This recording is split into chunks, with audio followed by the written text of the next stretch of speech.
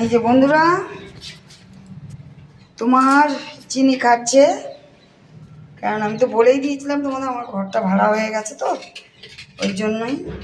তা যাই হোক, জায়গাটা একটু চেঞ্জ করলাম, একটু অন্ধকার হয়ে।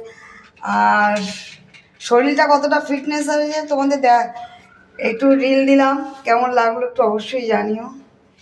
আবার বেরিয়ে গেছি আমার বাচ্চাদের ভাত দিতে।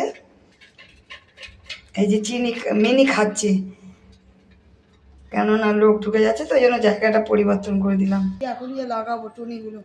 আচ্ছা, চলে এসছি বন্ধুরা। আয়।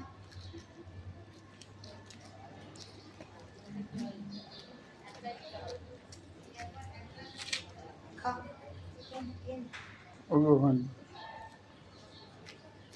এত সংখ্যা বেড়ে গেছে না, আজকে তার দুপুরে একটু কম, আবার রাতে দল বেরোবে দেখে।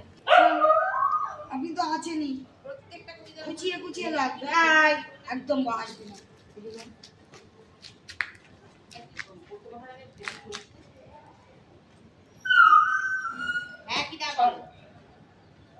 চল,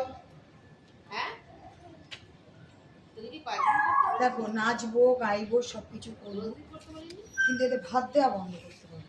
আর আনন্দ তো নিশ্চয়ই আছে আমাদের, আমরা যখন জন্ম নিচ্ছি আমাদের আনন্দ, কিন্তু আনন্দের সাথে তো ভাগ করে না, এদের খাইয়ে দাইয়ে তারপর আমার আনন্দ, এইটাই হচ্ছে।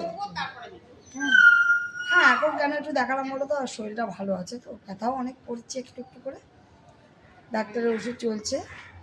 ওষুধটা বন্ধ করতে হবে না, কেন আমার ওষুধের ডোজটা হচ্ছে পুরো